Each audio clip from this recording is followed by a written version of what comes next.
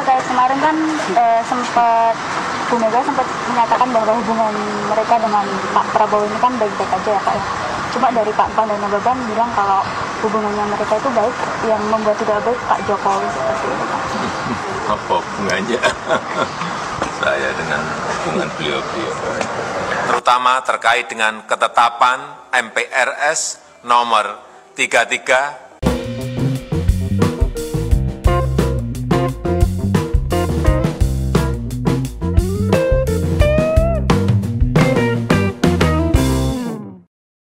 Assalamualaikum warahmatullahi wabarakatuh. Shalom, Om Swastiastu, Namo Buddhaya, salam sejahtera bagi kita semua.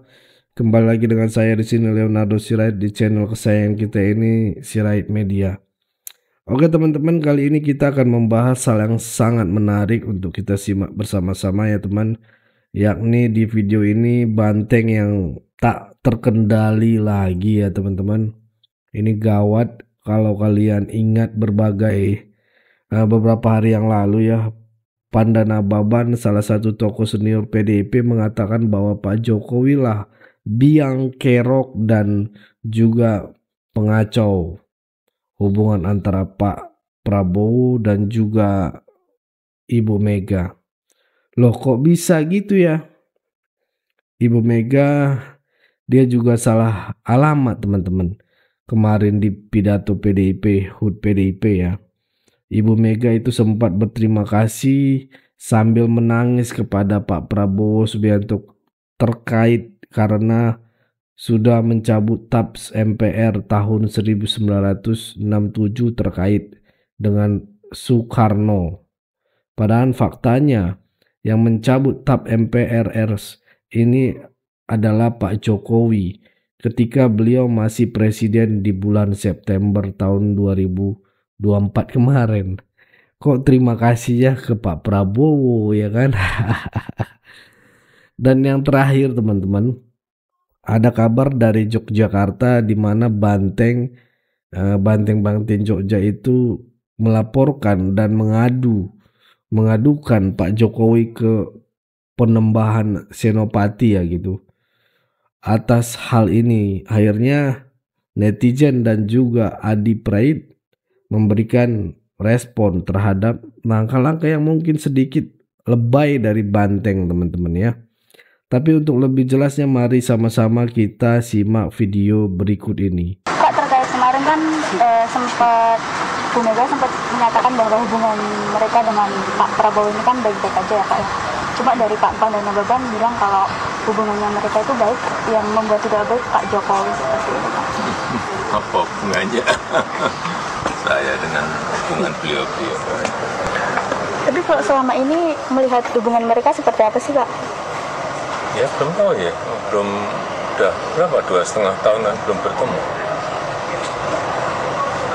Pak, berarti nggak ada hubungannya ya Pak ya, hubungan Bu Mega dengan Pak Prabowo dengan Pak Jokowi? Gimana? Tidak ada hubungannya Bu Mega dengan Pak Prabowo dengan Pak Jokowi? Saya di Solo, Pak Prabowo di Jakarta, Bu Mega di Jakarta. Kan Bapak dinilai tidak jujur sama Ibu Mega. Bapak dinilai tidak jujur dengan Ya Ibu. orang menilai silakan. Hari ini Pak Hasto dipenuhi panggilan KPK Pak, mungkin Ya ada komentar. Bukan proses hukum biasa. Jokowi itu selalu menjadi sasaran dan kritikan tanpa henti. Apalagi kalau kita mau hitung satu persatu ya. Jokowi itu kan dinilai sebagai presiden yang dinilai memiliki success story yang selalu diapresiasi oleh publik. Misalnya soal pembangunan infrastruktur, tidak ada yang bisa membantah. Pembangunan infrastruktur di zaman Jokowi itu cukup mantap ya, dan diacungi jempol. Misalnya soal bagaimana membangun jalan tol, ada Trans Jawa, ada Trans Sumatera, termasuk misalnya jalan-jalan yang juga masuk desa melalui dana desa ya. Kemudian ada begitu banyak bandara yang dibangun, begitu banyak misalnya pelabuhan yang dibangun, termasuk misalnya embung-embung yang dibangun. Itu kan sebagai ikhtiar supaya pemerataan ekonomi itu tidak lagi terpusat hanya di Jakarta, tidak lagi di Jawa, dan tentu merata di daerah-daerah yang lainnya. Oleh karena itu, dalam konteks pembangunan infrastruktur dari dulu, Jokowi itu sangat wajar kalau kemudian disebut sebagai Bapak Pembangunan Nasional dalam tanda kutip ya, karena begitu aktif dan rajin membangun infrastruktur sepanjang Jokowi jadi presiden. Begitupun misalnya terkait dengan bansos, suka tidak suka, bansos yang diberikan oleh Jokowi itu kan cukup masif ya. Misalnya bantuan-bantuan sosial itu ya bukan hanya untuk kalangan tertentu, tapi untuk UMKM, untuk ekonomi kreatif, untuk lansia, kemudian untuk ibu-ibu yang sedang hamil dan seterusnya, sebagai stimulus supaya daya beli dan akses terhadap kehidupan yang layak itu terus bisa dirawat. Jadi bansos juga menjadi bagian lain yang dinilai bagian dari success story yang dimiliki oleh Jokowi sepanjang jadi presiden. Dan bahkan kalau mau jujur, pindahnya IKN ya, tidak lagi di Jakarta, itu kan diniatkan. Itu juga diikhtiarkan supaya Indonesia itu pembangunan ekonomi politiknya tidak Jakarta sentris, tidak Jawa sentris, dan tidak Banten sentris. Karena memang harus diakui, selama ini sejak Indonesia merdeka sampai hari ini, yang diperhatikan secara serius pembangunannya hanya Jakarta, Jawa, dan Banten. Seakan-akan di tempat lain itu tidak pernah dibangun. Jadi keberanian memindahkan ibu kota negara tidak lagi di Jakarta dalam banyak hal itu juga diapresiasi. Ini tinggal bagaimana kita lihat apakah pindahnya ibu kota negara kita ini tentu sesuai dengan harapan atau tidak, karena ada keinginan dan tentu saja ada prediksi IKN yang baru ini akan menjadi epicentrum. Bagaimana peradaban-peradaban baru akan muncul, peradaban ekonomi, peradaban kebudayaan, peradaban politik, sosial, dan seterusnya.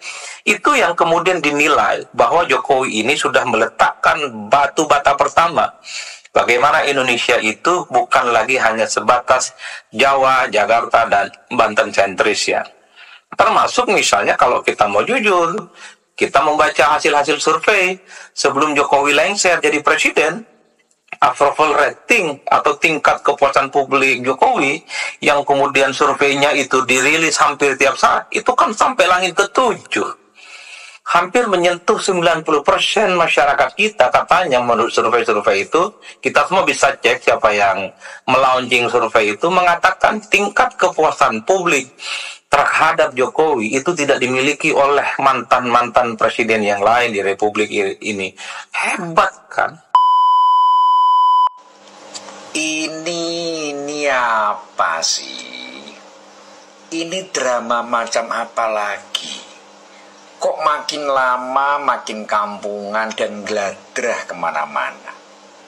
Wong yang punya masalah partainya kok yang diadukan Jokowi. Terus ngadunya ke makam leluhur yang punya nama besar dan gak selayaknya dipermainkan dan diperlakukan dengan sembarangan seperti ini. Panembahan Senopati itu pendiri kerajaan Mataram. Kok berani-beraninya diganggu dan dibawa-bawa pada persoalan sepele seperti ini? Perannya partaimu buat Jogja itu apa? Kok merasa pantas sambat atau mengadu ke Kanjeng Panembahan Senopati? Ini bukan cuma soal kebodohan mereka memahami pemimpin yang benar itu seperti apa, tapi juga merendahkan pepunden Mataram, pepundennya masyarakat Jawa, khususnya Yogyakarta. Mereka ini siapa? Dari terah mana? Jangan sok-sokan berpakaian lurik dan pakai blangkon terus bisa mengatasnamakan orang Jawa atau orang Yogyakarta. Kalau beneran Jogja, kalian ini Jogja bagian mana? Ini sungguh memalukan, merendahkan dan tidak pantas. Urusan politik itu urusan orang hidup, urusan ambisi sekelompok orang berkuasa. Nggak ada kaitannya sama leluhur. Cari sensasi, mau nggak usah serendah ini.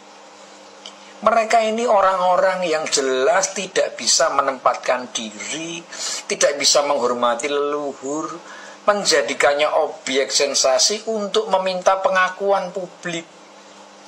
Semakin kurang ajar kayak gini, kalian justru akan semakin dijauhi masyarakat. Bukannya introspeksi diri, malah semakin pendek nalarnya. Hati-hati ya, kalian main-main dengan leluhur. Leluhur itu malati. Jangan sampai kalian menerima pelajaran karena sikap kalian yang merendahkan ini. Hati-hati kualat ya. Semoga bermanfaat.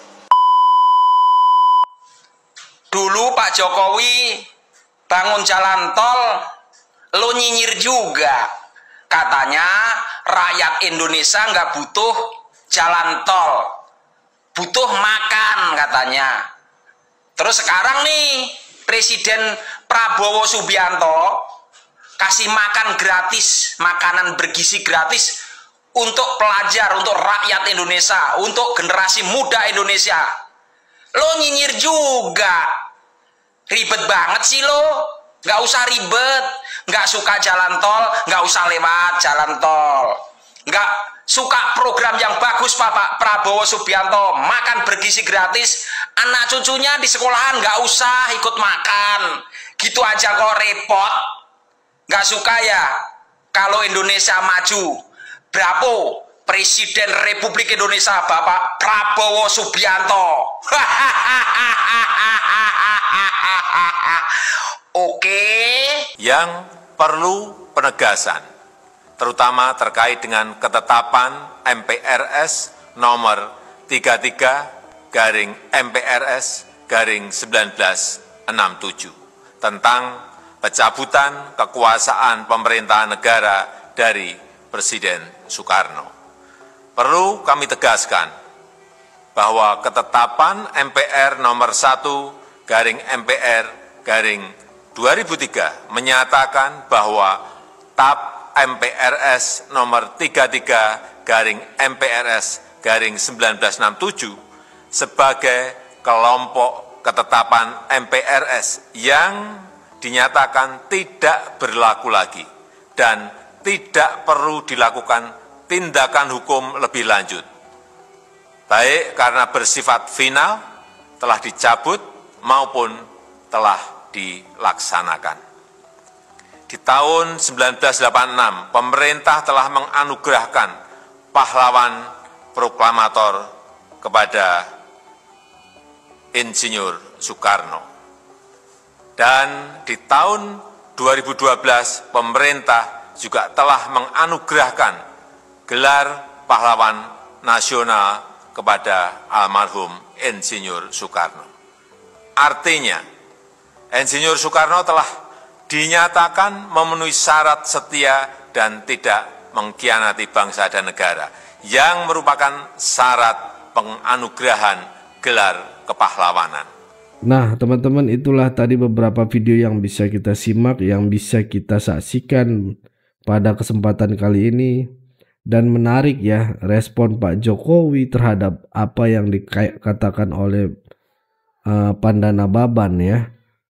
Saya sih berpikir bahwa sebenarnya bukan Pak Jokowi yang menjadi penyebab kacaunya hubungan antara Ibu Mega dan Pak Prabowo, tapi sikap kekanak-kanakan Ibu Mega kali ya.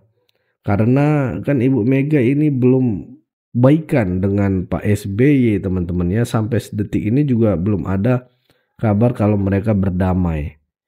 Sudah sangat lama, dan Ibu Mega memang terkenal ya sakit hati ke seseorang itu memang nggak mau bertemu. Itu sifat beliau gitu kan. Dan saya pikir mungkin Ibu Mega mau bertemu dengan Pak Prabowo atau hubungannya mereka ingin baik kalau Pak Prabowo meninggalkan Pak Jokowi gitu ya. Mungkin itu yang bisa saya sampaikan, teman-teman. Berikan tanggapan teman-teman yang menonton video ini bagaimana, boleh berikan pandangan kalian di kolom komentar. Pesan saya pokoknya tetap jaga persatuan Indonesia, jangan mau dipecah belah, jangan mau diadu domba karena NKRI harga mati. Saya Leonardo Sirait, mohon undur diri, bye-bye.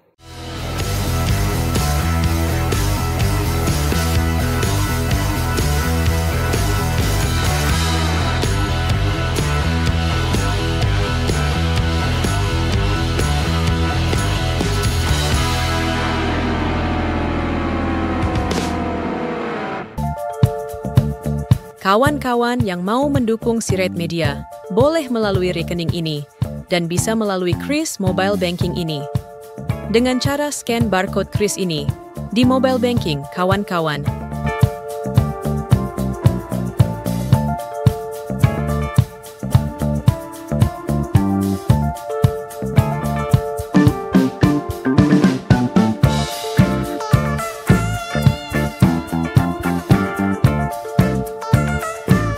Dan jangan lupa juga mendukung pelayanan di yayasan kami melalui rekening ini dan bisa melalui Kris Mobile Banking ini dengan cara scan barcode Kris ini di mobile banking, kawan-kawan. Berapapun itu sangat berguna bagi pelayanan kami. Mari terus kita suarakan suara rakyat jelata dan terus berdampak bagi Indonesia.